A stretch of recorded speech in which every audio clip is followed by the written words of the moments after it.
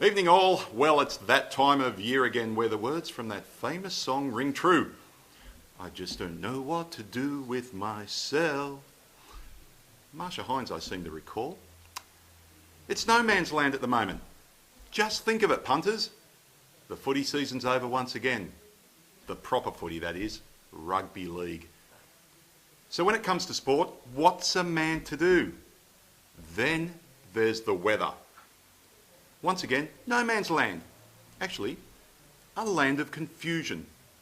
At the moment, it's warm through the days, then becomes a bit pick-a-chilly in the evening, and then just damn freezing overnight. So what to do? 2 quilts? 1 quilt? No quilts? Just a couple of bed sheets? I don't know. One day it's 35 degrees and stays warm throughout the night.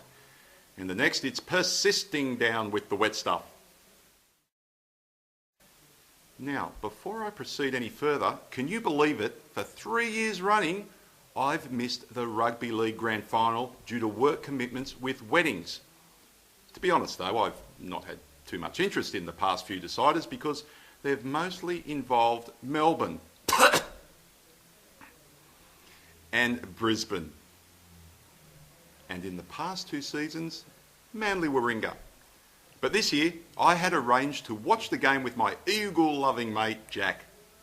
But alas, 'twas not meant to be. The day before the grand final, yes, the day before, I get a phone call requesting my services at a wedding the next day, grand final day.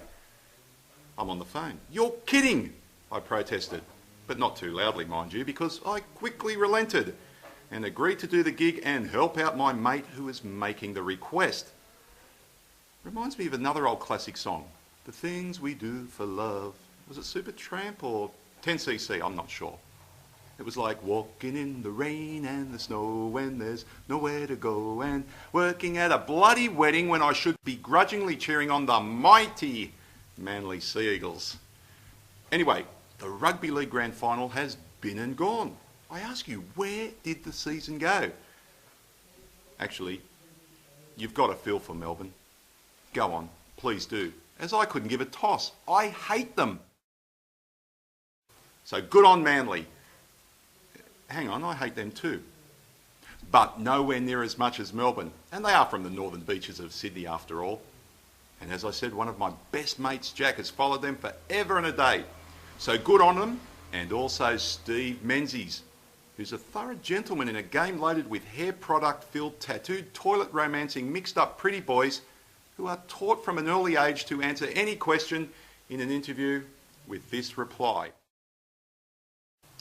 Yeah, the boys spoke about it through the week, and we thought, after we all spoke about it through the week, that if we stuck to the game plan that we kind of spoke about through the week, then the boys would come through with the goods. So speaking about it through the week allowed us to come together as a group and we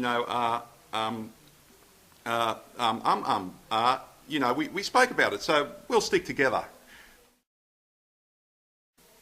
Now, if only the Melbourne Storm had that team speech and taken on that attitude, things may have turned out very differently. They may have only lost by 38 points.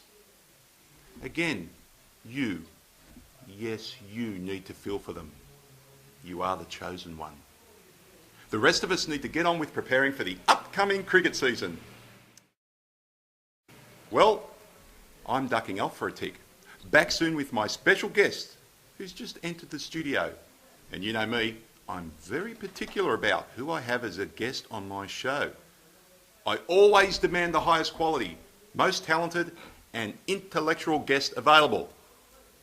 Unfortunately, none of those were available tonight, so we'll just see how we go.